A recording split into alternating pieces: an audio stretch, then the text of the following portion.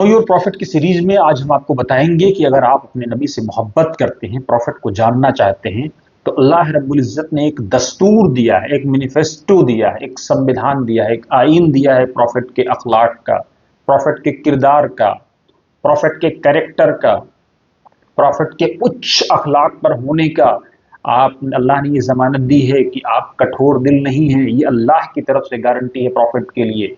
ये जमानत दी है कि आप मानव जाति के लिए रहमत हैं। वो दस्तावेज क्या है? अम्मा आयशा फरमाती हैं, जब किसी ने पूछा कि अल्लाह के नबी के अखलाक कैसे थे, तो आपने पूछा कि क्या तुमने कुरान नहीं पढ़ा? काना खुलुकुहु अल कुरान, नबी के अखलाक को देखना है तो कुरान को देख लो। ये नबी के कैरेक्टर, नबी के अखलाक, नबी के किरदार, नबी की पूरी जिंदगी का प्रैक्टिकल है ये, जो लौहे महफूज में था समय दुनिया पर से होते हुए यहाँ तक आया है। वीडियो कैसी लगी कमेंट बॉक्स में जरूर अपनी राय दें। साथ ही नो योर प्रॉफिट की सीरीज में इसी तरह से आप बने रहें। डिफरेंट टॉपिक पर डिफरेंट चीजें डिफरेंट पहलुओं से आप तक पहुंचाएंगे। बहुत बहुत शुक्रिया।